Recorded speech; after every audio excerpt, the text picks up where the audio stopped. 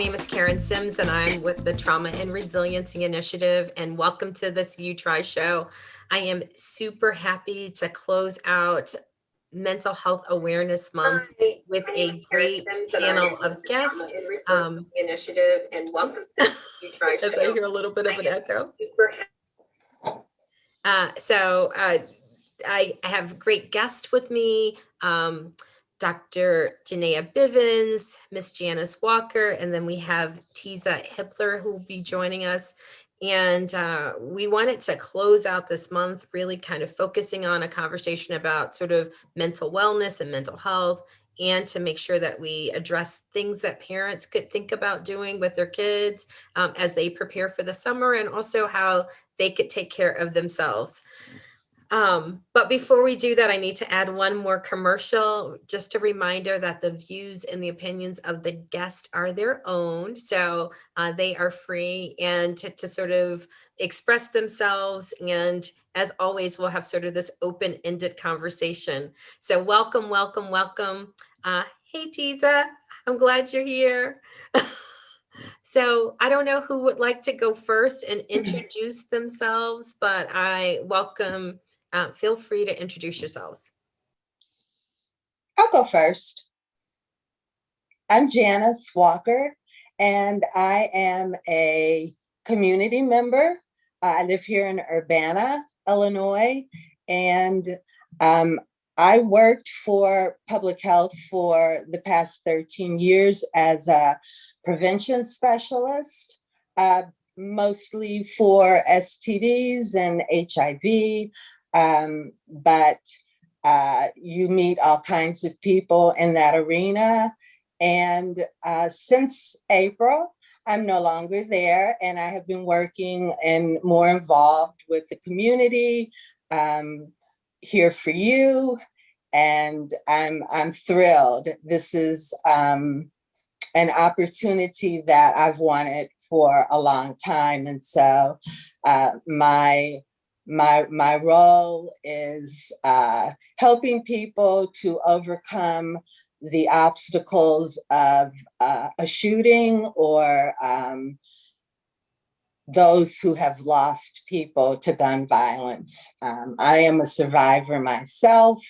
My brother was killed back in 2010, and I most recently had a cousin killed last year in Chicago, both one shots, headshots, and it's a very traumatic thing to deal with.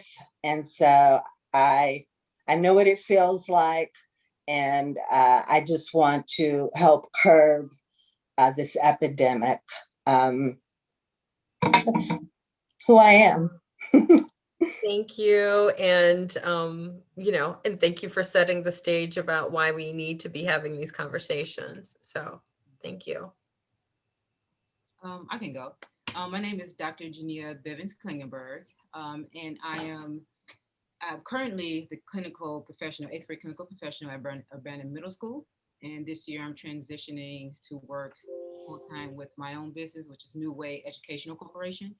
I'm a mental health professional. I've been working with youth and doing counseling and psychological testing and psychoeducational testing for about 19, 20 years now. And I've just found that teens are the most misunderstood population, especially teenage girls. And so I just, my passion and my mission is service, especially for youth. I love working in a school because it's a neutral place, and everybody who wants to help a student comes to a school, right? And so it's just easier to provide services and information to staff, students, and families. And my goal is to help people find new ways. That's the purpose of the company, New Way Educational Corporation, but a new way of thinking, because it only takes one thought to change your life, okay, and how you think about things. So that's my goal, is helping people constantly come up and thinking about the ways that they can change their thoughts and their processes in order to make their life better. So that's. Thank you. Thank you. All right. So this is a season of transition and change, and we're going to talk about that and its impact on mental wellness. So Tzia. Yes, I am Tzia Hibler. I am currently going into my third year of social work at a high school locally. And prior to that, I was a teen parent coordinator, and I worked with young families. No, thank you. Prior to that, I was an EBD TA, and so I've dealt with kids on all different levels. I've dealt with all different abilities, different parts of the community. Like with you, I have dealt with. 1 second. This is right. Sorry, part of his own life, right? He's trying to let me know something. But dealing with the community, dealing with violence. I'm also a part of Here for You and See You Try, and I also have connections to family members and people that have been affected by community violence. So definitely close to my heart, and I definitely keep you both close to my heart as well because I appreciate you guys having that same passion. So I'm going to go a little bit off script. I gave Dr. Bivens and Janice this. So Jennea, can I just call you? We'll keep it on first name. All right. A heads up, but I think maybe just because of what has been happening over the last month or so, that maybe we should just talk a little bit about some of the mental health issues and needs that might have bubbled up just because it's been such a stressful, like I'm trying to think of the correct word used for individuals and families, and especially I think people of color, right? I think that this has been a unique time for children and neighborhoods that have, that are more impacted by community violence. So we were thinking about, right, those high hope or high stressed areas, right? So sometimes they go hand in hand. What have you seen? What are you aware of? I thought we would just start there with like, why are we having this conversation? Because people often don't know. Yeah, well, I guess I can start. So I think one of the things that we really have to look at, especially with this past year, is that we all are feeling extremely overwhelmed, right? Because we got into a situation that we were not necessarily prepared for. And so we have to make sure that we think about the changes that are happening. Like you're saying, this is a time of transition right now, right? And accepting that this is life right now. And I think that's number one. I hear a lot of people talking about, when we get back to normal, and I talk to my students all the time this past year, this is our normal, right? So we have to learn and discuss about how do we live through this normal right now, because this is historic. We are the way we are. We have the policies and things that we have right now because other things have happened in the past, right? Things didn't go back to where it was.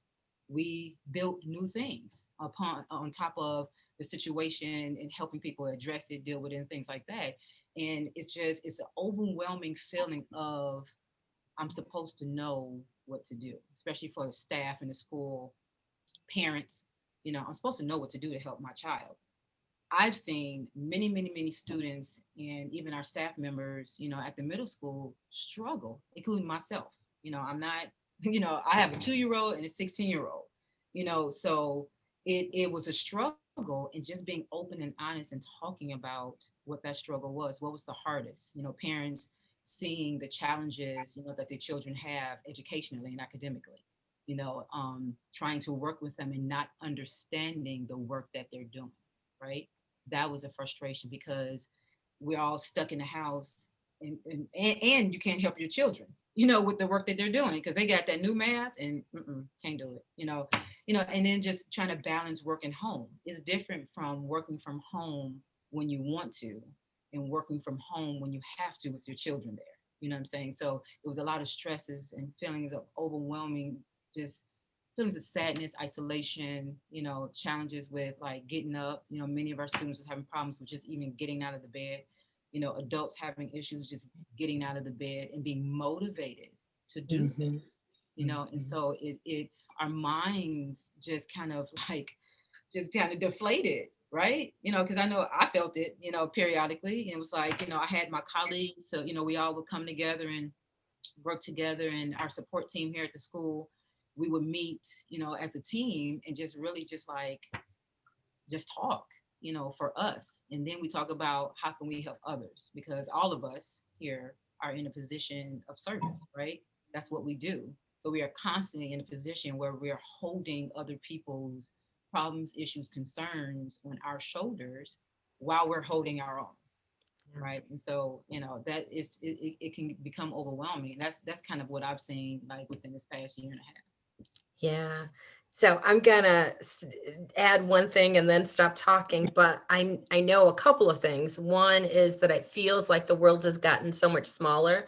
I think because, if you're super busy and we're running around and doing all of that, some of the things that happen in, everything from George Floyd to COVID to the escalating community violence feels much more impactful for families and individuals. I have never heard more people talk more transparently about the low feelings of depression and anxiety, and just the constant feeling of overwhelm, because I think because our worlds are slower and more intentional, the story maybe that you would have sort of ridden by about the gun violence or the shooting in the neighborhood or the political conversation or the losses might have happened and you would have kind of driven by it, right? Like not really, it might not have landed in the same way. But I think in this past year, because everything feels so up close and personal, it hits different and it feels different. And I think managing it, and people have had fewer social supports and fewer connections and all those things that we need for wellness. And so I don't know if that's been your perception, but I'm aware of hearing people talk about the mental health impact, and both locally and celebrities, right? Like I've never heard more people talk about mental health, but I think part of it has to do with how small our worlds feel right now. And to add to that, it's a lot of what I'm seeing is that we're having a lot of time with self, right? A lot of us, we want to distract ourselves. We want to get on the phone, we want to leave, we want to go somewhere, do something, always have people with us. And like there's been this separation and isolation, or this I'm stuck in my space, right? So my trauma is my family. My trauma is my frustration is my siblings or whatever the case is. And I am living with them nonstop. And there's not that break from it. Because a lot of my kids are like, Miss H, I have a hard time doing homework because that's the time that I sit and I think and I'm quiet. So I have to have music going. I have to have the TV on. I have to have this. I can't sleep well at night. So it's a lot of that, like the world, like you said, the world is slowed down, the world is smaller. And so I'm facing this part of me a lot more than when I would normally distract myself. So I think that's a big one too, is we are right in our heads. Yeah. And I think separating, mental health and social emotional learning, I think is really important, because SEL is a component of mental health, but mental health can't be a component of SEL. So we have to make sure that we have a clear understanding of the difference between the two, even in our conversations that we're having with our children. The conversation. Okay, so you used a bunch of acronyms, Sorry. of which if I'm a regular person, I have no idea what you're talking about. So you're going to have to break that all the way down. Because, right, you're speaking in code and we all speak in code. I need you to translate. So right now the focus is social emotional learning. So we're looking at helping students learn the skills to help manage and build and maintain a good mental well-being, right? So that includes like self-management, social awareness, and so many other areas. And so what we do is, we teach the skills, right? But when we teaching the skills of social emotional learning, we also have to make sure that they have, the other supports, because there might be mental health concerns or issues and things like that. And meaning that there could be underlying depression, it could be underlying anxiety, it could be, underlying, other issues that are going on that needs to be addressed in order for them to learn the social emotional skills. Does that make sense? Yeah. So it's like we have to keep in mind that these are two different things. You know what I'm saying? And address them as two separate components. When we're working with our families, even conversations with students or clients and colleagues and things like that, so we can understand the difference so we can better provide like resources and information on what we can do about it, right? So, I'm sorry, but I think it's been really the fact that children have been away from school for the past year. From my observation, you have these great supports.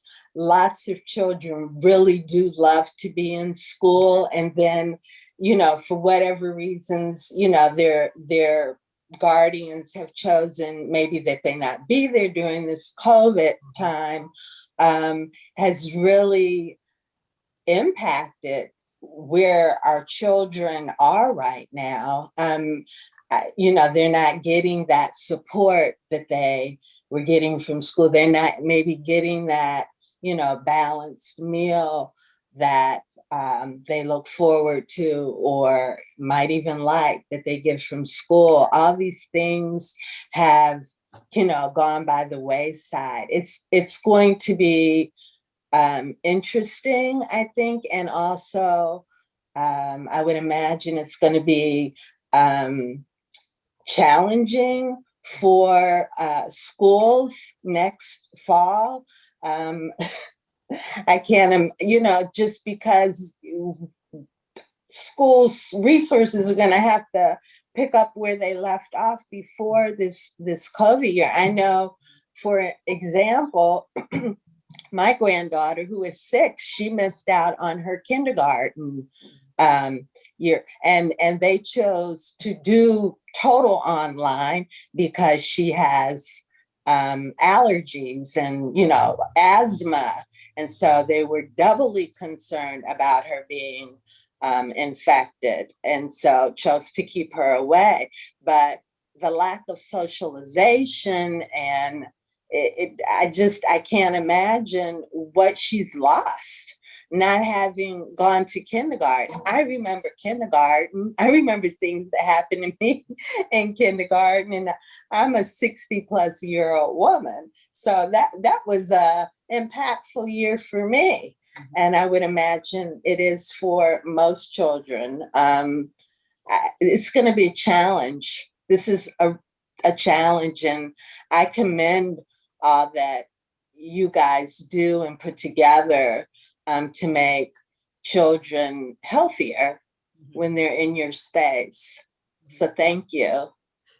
So I'm going to say I'm going to be the dissenting voice a little bit, because I think 2 things. One is I think that as families, and I'm someone who homeschooled for a long time, so I'm going to put that in context, right? So, but because I think as families, first of all, we've disempowered families to take care of the social emotional needs of our children, and have seen that as otherness, because I don't think that we equipped enough families with how to make sure that your kids get social support and how they get the socialization and how to do it. We sort of acted like if it didn't happen from this formal structure that it couldn't happen. And then families sort of acted like it couldn't happen. And, I'm old enough to remember where that used to be something that we just sort of built into our families. And I know families of color who had the capacity and with a little bit of support and some permission, right, air quote permission, could have done a whole bunch more during this year.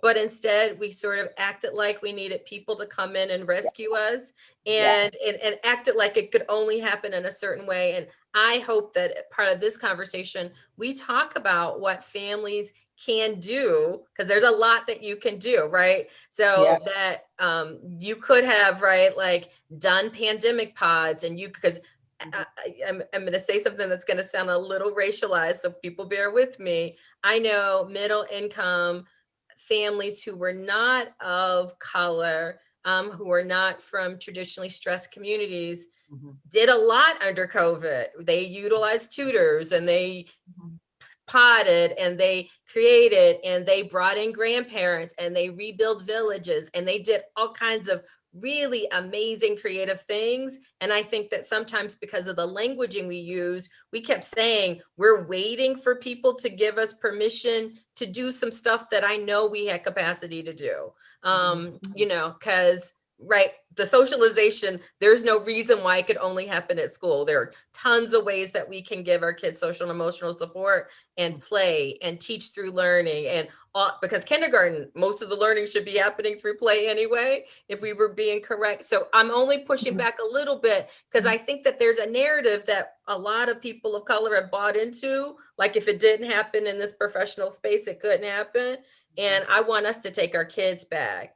And yes, school is an important support, but I think if we keep looking for them to like do all of the social education and educate, then we never own our children. And so you guys can disagree with me. That's No, just I a agree. Karen talking point. No, good that- point, Karen. Yeah, It's a great point. Yeah, Go ahead. but I think sometimes it's also the problem is that the parents, they don't know how because they never learned. Yeah. Right?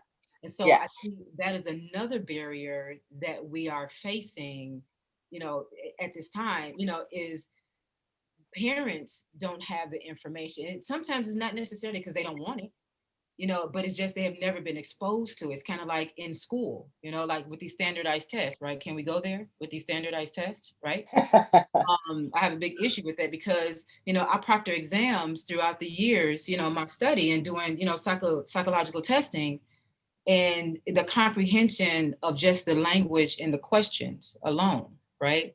It's because these students, it's not because these students don't know the information, it's because they were not exposed to the vocabulary and the question, right? So then the parents have not been exposed to the information or even the understanding of what it means to focus on self-awareness, self-management. What is that? Responsible decision-making. You know, it's being specific about, you know, okay, this is what this means, and this is what this does, and this is what you have to do that for your child.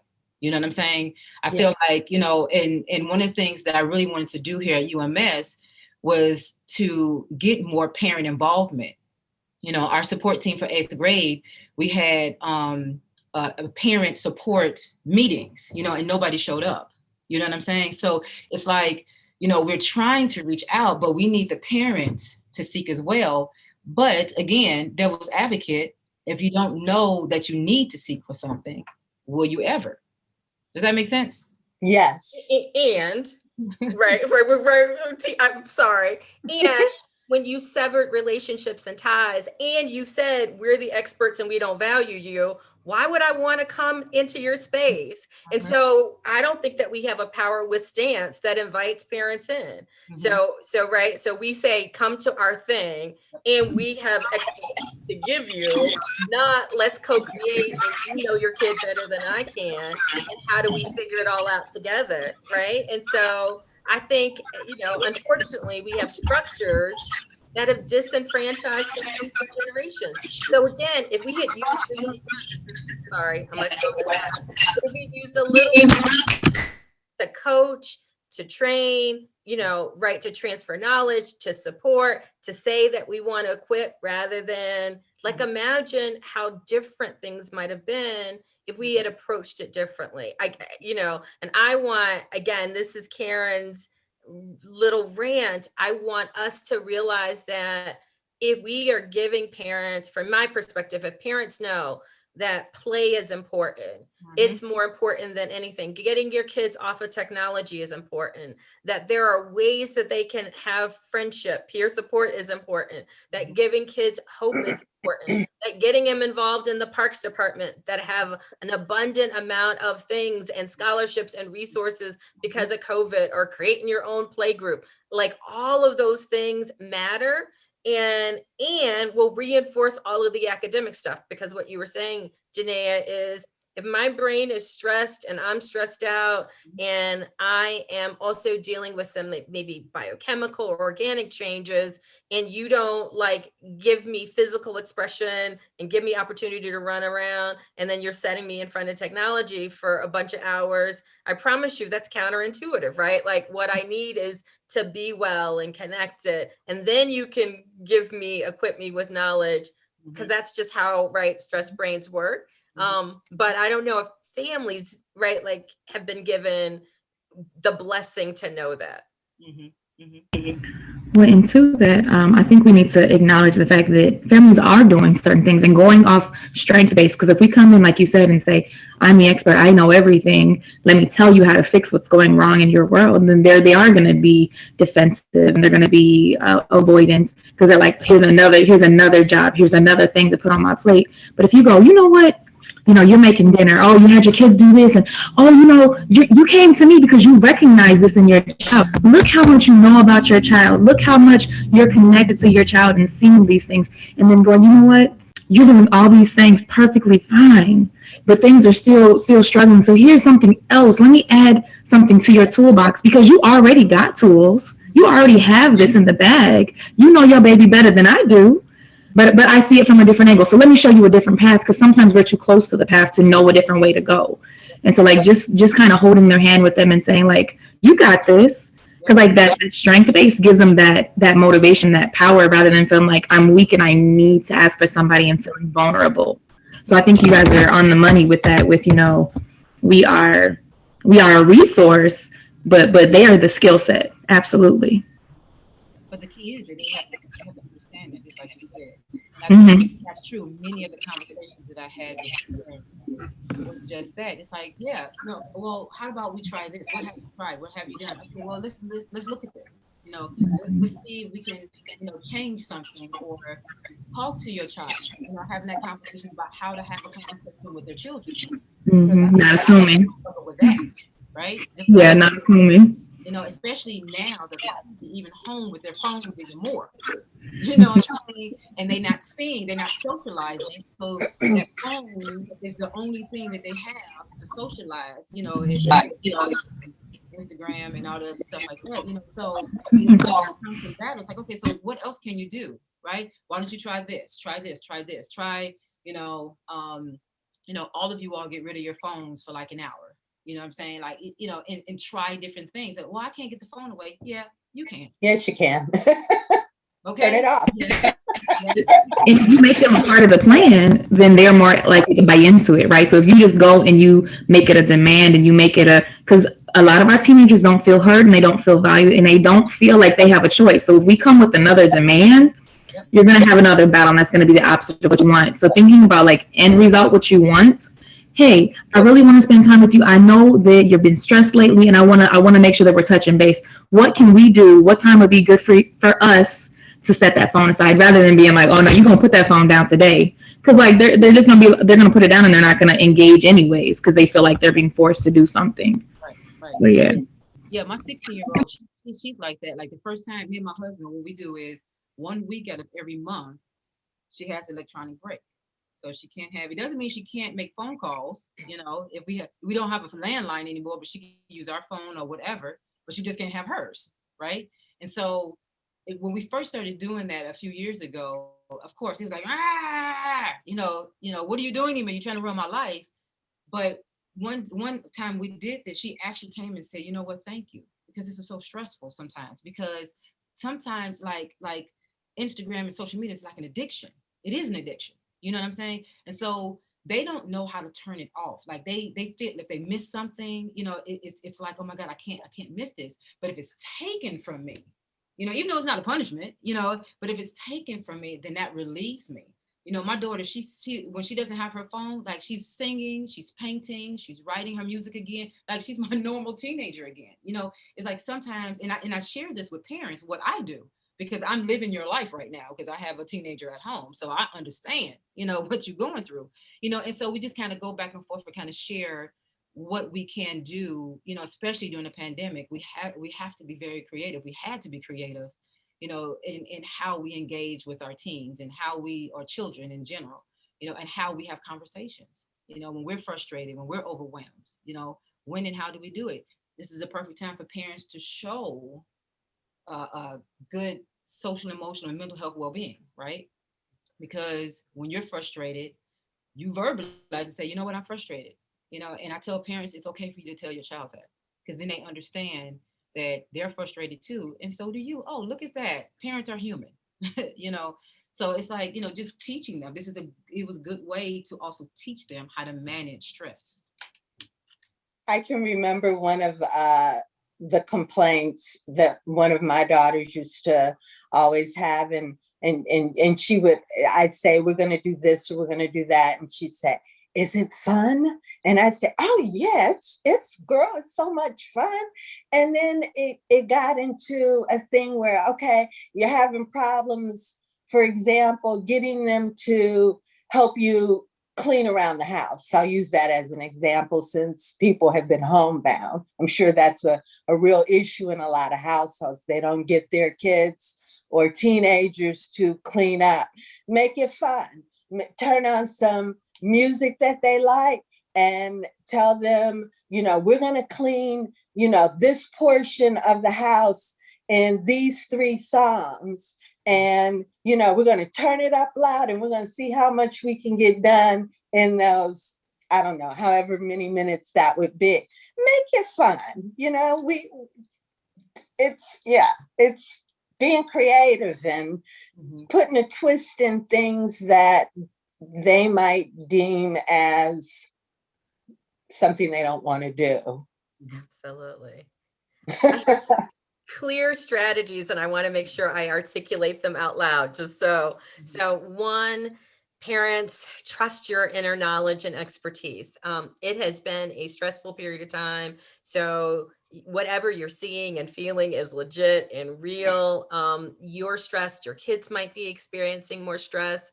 One of the things that Jennea talked about was sort of looking for signs and symptoms. And one of the things that Tzia said was sort of acknowledge and validating feelings. So we want you to do that. I love Janice's tip around looking for ways to integrate fun and play. We know that when you're all stressed, the more we can integrate fun and play, the better we are. And as a people, I think we are often under celebrated. And I think fun and play allows for us to celebrate, acknowledge good, look for good. Think about all of the ways that you can model, mentor, and coach with behavior. So you can share with your kids how you're managing and what you're doing. I know as a woman of color, as an African-American woman, as a Black woman, sometimes we don't tell our kids what we're feeling and doing because we were told to be strong and stoic. And so they don't know how we got over. They don't know what our survival skills. It seems like we don't have any needs, that we sort of magically make things happen. So our kids might need us to articulate, that we worry, that we stress, and all of those things. Paying attention to how we give our kids academic support, making sure they're involved in a range of different options. And I love Tzia's suggestion where power with, looking for ways that we give our young people voice and choice and agency. So I just wanted to reflect great tips and strategies, but sometimes people are like, I don't know what they were. I just wanted to make sure that I gave language to what I saw and heard. Anything else that you would add that I didn't capture? I would probably say, find a way, because our children are constantly changing, finding a way to constantly getting to know them again. One thing I found that helped me, because conversations, can be challenging sometimes. I send my daughter questions. I text her questions, because she likes to answer questions about herself, right? So, I would just ask random different questions. I actually have a book of 3,000 questions, and I just pick one out of there, and ask her. And sometimes I ask the same questions, in another month or two, because it could change, just finding ways to get to know your children, over and over again, because they are constantly changing with every experience they have, every trauma, every school day. Something is always changing in them. And so, keeping those conversations and just asking questions, not to be grilling them on questions, but oh, hey, what's your favorite movie this month? you know, or just, you know, anything, you know, talking to them about, a lot of our kids have a lot of talent, you know, Yeah. looking at how you can like bring in that entrepreneurial spirit, right? You know, I know a lot of our students were like doing hair, they were like drawing, like all kinds of things. And I would talk to a student about how she can make a business out of doing hair, you know, but they don't realize that these skills, you know, can equal a job, right? Or their own business, you know, having those conversations, you know, maybe doing like a cook-off or something in the house, like a master chef, you know, or like, you know, the funny show Nailed It. You ever watch that? Nailed It on Netflix? Yeah. You know, me and my family, we're going to do that during the holiday and like just pick a picture, you know, and have, you know, a cake or something, have, you know, each family make it and take a picture or whatever. But, you know, like try like different things or ask, you know, I think the important thing is, like you said, Karen, before, was ask them, talk to them, you know, and get an idea. If they say, you know, nah, nothing, because that's what they do. They're like, nothing, I'm good. You come up with something, they'll go kicking and screaming, but 9 times out of 10, they're going to enjoy themselves by the end. True. You know, That's true. isn't that what happens, right? Mm-hmm. Mm-hmm. So yeah, I think just being creative and coming up with different ideas to just keep them busy. Because I think this summer, I'm really concerned myself, you know, for my middle schoolers, because you know it's going to be warm. They've been in the house for a year and a half, and people are going to want to be outside, you know. But you know, making sure to find them something to do a scavenger hunt, you know, with each other, something like just create anything, you know, to try to keep them busy, have them, you know, search for something that they're interested. I don't know, you know, just, you know, you have to find different ways to get them to do something and to keep themselves busy mentally, right? And physically. Yeah. That makes a difference. Yeah. Now, and so you said something that I thought was super important. And I remember it's been a minute where I had a middle schooler, but I always recommend parents create a schedule and keep a schedule. And we're talking middle school, but I think first of all, middle schoolers start off as little people, and what you put in place actually plants the seed to cultivate what you want to see. So when you grow up, right? So if you've got little people, create an expectation that even if it's summer, we still get up, that we have some semblance of a schedule, maybe weekends are free, but we know that kids do better with schedules that are consistent and predictable. You don't have the big fight when back to school starts if you put together a structure for that. So, and there are a bunch of programs and camps and activities and all those things to build for your kids. And if you don't know how to create the entrepreneurial business or support, I bet you there's somebody in a community group, a program on Facebook, at a church, or somebody in your world. You don't have to be the expert on all your kids, right? Like stuff, but there are resources. We are in such a resource rich community that sometimes we don't allow. There might be an uncle who has his own business that we haven't reached out to. I know Janice and Tzia, you help out with Here For You, but you probably noticed that, right? Like all of a sudden you're looking at families and you're like, oh, there's already a resource. We were looking for something, but you already know somebody who can give it, provide it, support it, and we weren't even looking, and you weren't even seeing in that way. So pay attention to that.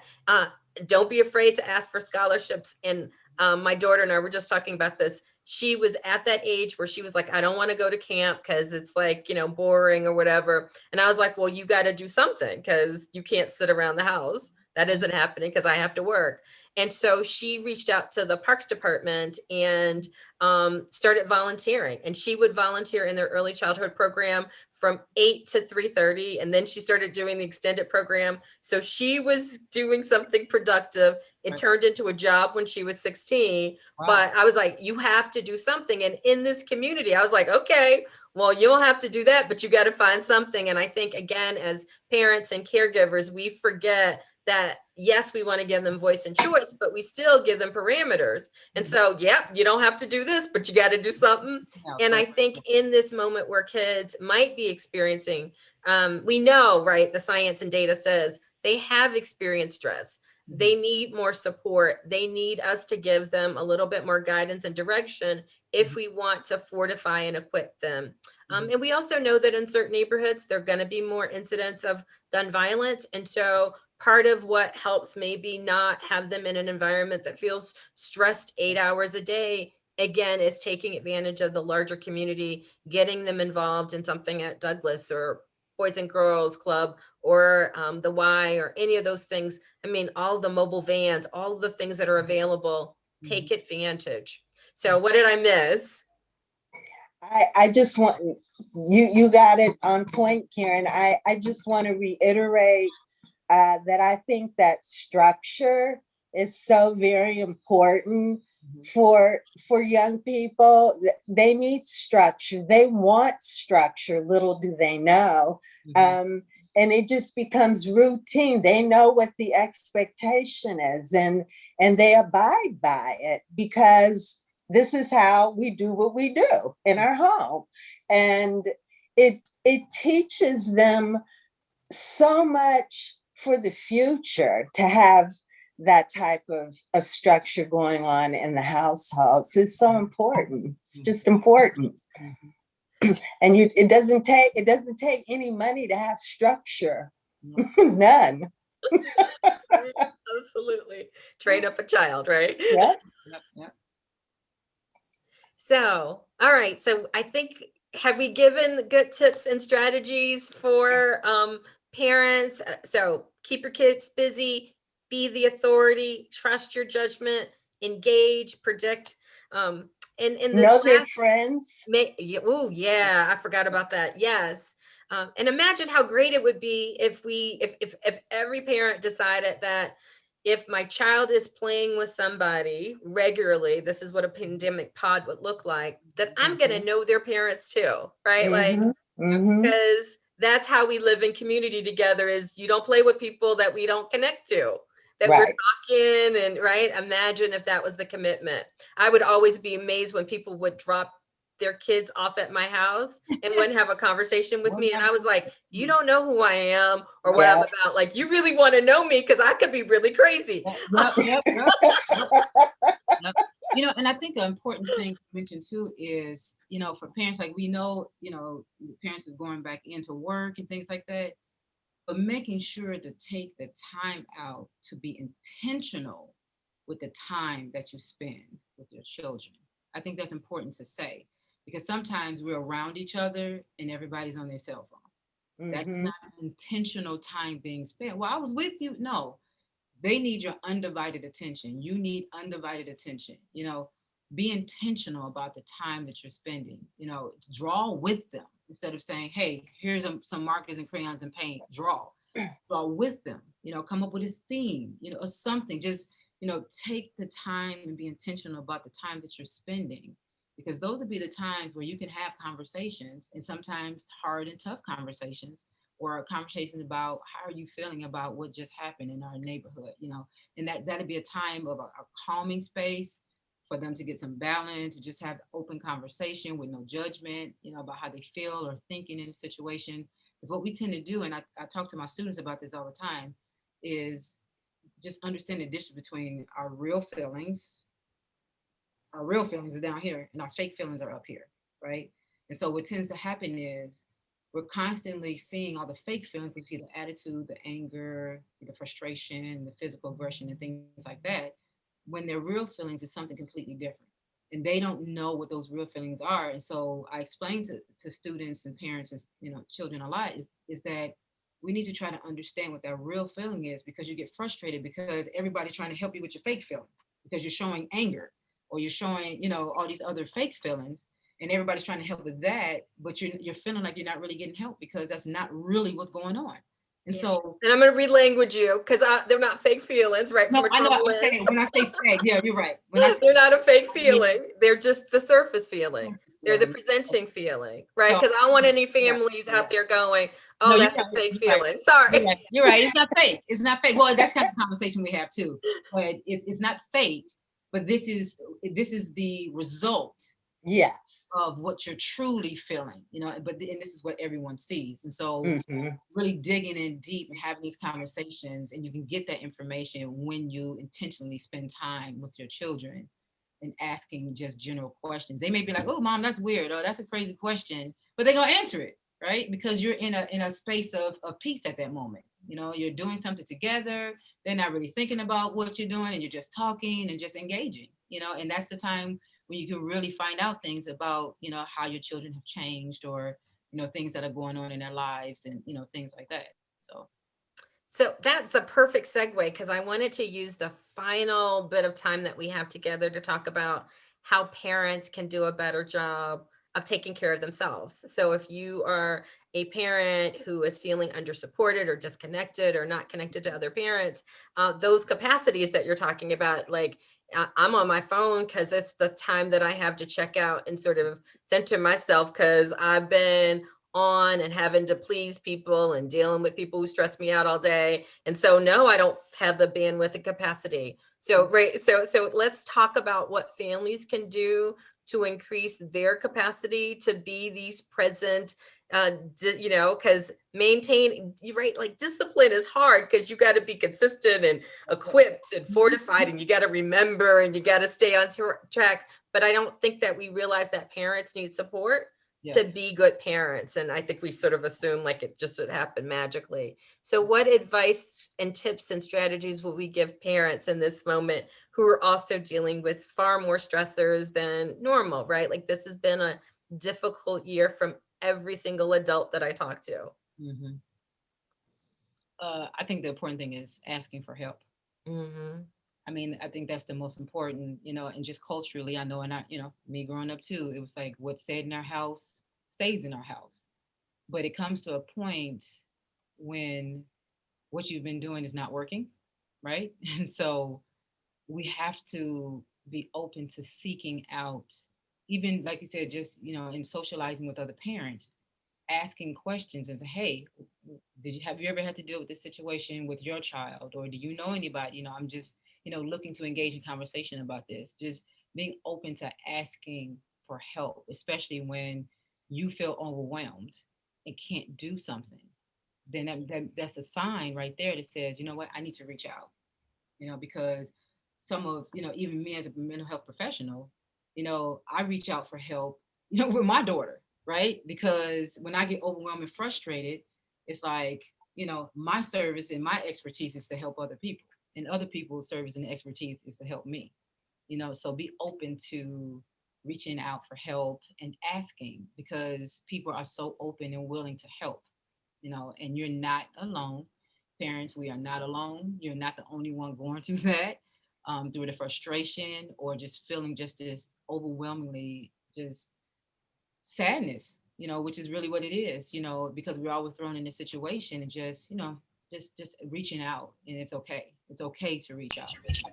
Yeah, and to add to that, allowing yourself time and space, right? Like, if I am high emotion right now and I know I'm not going to respond with love, it's okay for me to say, I can't talk about this right now. I need to not talk to you about this. I need to have a space from you. I'm going to go for a walk. You can go to your friend's house. We'll talk about it later. And into that, like, making sure that when we communicate with our kids and with other people, that we're communicating our truth, but with love and kindness. Because a lot of times as parents, I know with myself at least, when I communicate my fears, it can sometimes come across as frustration or anger. And it's just that I am this scared that I feel passionate about this. And so it's coming across more harsh than I may want it to. So being able to get that communication, because maybe my message is good, but my delivery is not. And so now he's not hearing what I'm saying. Right. And so now I need to take a step back, and we got to go through this whole extra map to get back to what I wanted to him to understand. So it's that whole thing of like, okay, let me take time and space. Let me evaluate it. Let me talk to a friend so I can get my tough Tina out. Because I have tough Tina moments where I'm like, ooh, this child. Let me get it out with somebody else, not with him. And then come to him with a rational mind and open heart and say what I need to say in a way that he's going to actually receive it. Because that can sometimes save you a lot of heartache and a lot of frustration. Love it. I would like to add that, first of all, I'm an empty nester right now, so I'm reaching back to the to the years that I did have 4 children in my care, and I have to be honest in that besides talking to other people about things that, you know, were personal, is definitely helpful, and I did that. I also stayed on my knees a lot. I prayed a lot. I have to tell you that I did. I prayed a lot, and I realized prayer without action doesn't make a lot of sense. So it's prayer with a lot of action that got me through. Yeah, these are all great tips and strategies, right? So, and I would say the only thing I would add is I got two things. One, none of us are fearless alone. None of us, right? So there is no single parent, no two parents that can raise healthy, well-adjusted kids. It is a dysfunctional model. So all of us need a village and community to raise kids. I don't have to wait till I have a problem or a symptom or feel overwhelmed. Know that it is normal. And I think that we haven't given parents permission to know that the way that you raise great kids is you use everybody, because we only, right? Like I'm an introvert. My daughter's an extrovert. I couldn't give all of her extroverted needs. I could find extroverts for her. And if I tried to like make her an introvert like me, I would have not raised a healthy child, right? Like I needed to sort of see her, bless her, and give her to people who could play dolls with her for hours, because I wasn't her mama. And then I love the spirituality. Right. So this is not us evangelizing, right? But the research and science around resiliency says that we need to believe in something bigger than ourselves. People often ask me, right? We talk about the trauma stuff all day long about like, how is life different now than it was maybe 20 years ago? And the institutions that protected us, that gave us resiliency and wellness and a sense of community, were those faith communities. And when we're disconnected, when we don't have people who can invest, when we're not constantly fed with hope and belief that things could get better, when we don't have people who can, again, no matter how dysfunctional your congregation will be, it did provide models of healthy relationships, grandparent figures, older people who could give you wisdom, other positive peers for your kids, right? In a good faith community. So many of those structures that we need to feel resilient and well are built into the fabric. And I know people have church wounds and hurts, and we need to rethink all of that, but know that there are no other institutions. We have to create like 15 other programs for you to get what a well-designed congregation could do for you. And again, that's not me evangelizing. That's just the science of resiliency, right? Gratitude, hope, spiritual connection, and a sense of belonging where people really invest and see you with all your full potential. You can't beat that. So those are some of the structures. We used to actually leave our homes and play. We know that being out in the community playing promotes healthy brain development. And our parents used to be better connected to other parents. And so, right, grandparents would lean in, aunties, cousins, and we just need to get back to, back to basics in this rebranded new post-COVID world, right? Or not post-COVID, but other tips and wisdoms you would like to share? I think we got it. Just that you're doing better than you realize. You got up today, you got dressed. Even if you didn't get dressed, you got up today. Congratulate and celebrate that, and give yourself grace for what you didn't eat when you weren't able to get to today, because it'll be there tomorrow. Yeah. I agree. I adding on to what you say, each day allows you to do something different than you did the day before. And that's kind of the model that I like to encourage people with, is that no matter what happened today, you have the opportunity tomorrow to hopefully wake up and do something different, even if it's just a little something different. And it can make a world of difference. I love that. Practice self-care. I don't know the exact terms, but self-care is so important, because you can't be there for anyone else if you're not self first, right? Yeah. And I know that most of us are not socialized to do that, right? Most of us have been taught to not be selfish. And I was once taught that there's a difference between being selfish and centered in self. And what I want you to do is to be centered in self. And the other tip that you both highlighted was another quote that says, when I look back at my life, right, even in spite of all the hiccups, the fact that I'm still here means that I am still successful, right? The fact that you guys have heard me say this, the fact that you are not hurting yourself or hurting other people means that every day is a win. And so as long as you keep those, given all the stressors that many of us contend with, right? Sometimes it's like, am I still here and still alive and not hurting myself and not hurting other people? Then I'm winning.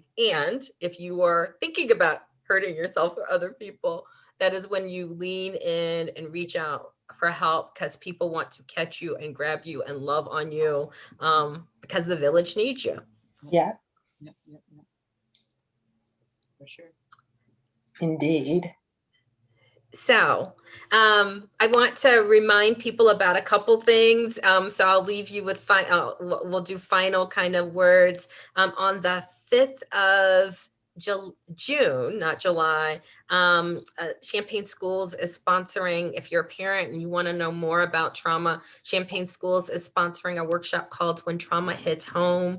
So we'll make sure that we have information about that, where we will just talk about how to look for signs and symptoms of trauma, how to pay attention to that, how to respond to your kiddos if there are more questions that you have. And there will be events throughout the summer, so workshops on psychological first aid and all those kinds of things that are available to people. The schools are a phenomenal resource. And so I'm going to let you all do your final check-ins, but to talk about how schools can be leaned in as a resource over the summer, and then any other final words that you'd like to add. Who wants to go first?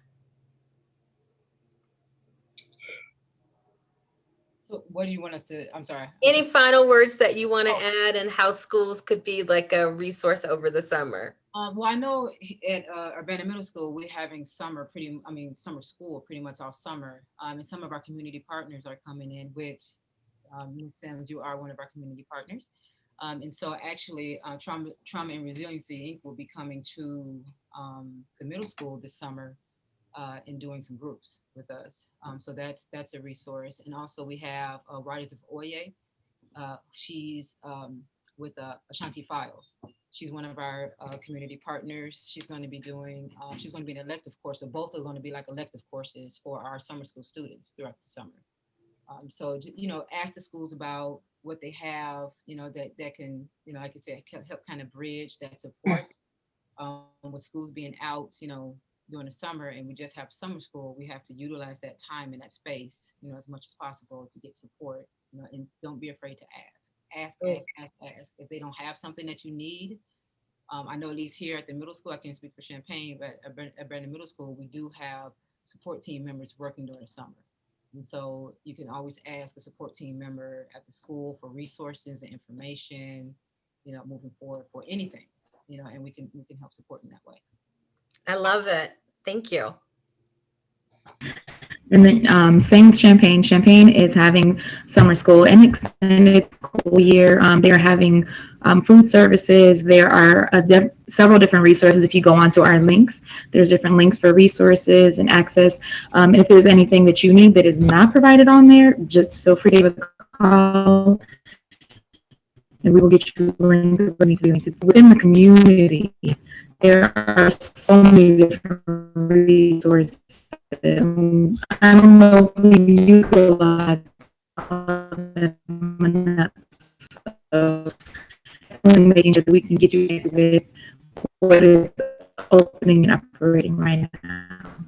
And I think what she said was, there are so many resources, look for them. The schools have great resources. The social workers in the building have access to information. Reach out. And Janice, do you have final words or thoughts? I just want to encourage community members to not forget about neighborhood events. For example, I attended a King School first annual outside event, and it had a ton of summer school options as well as the park districts.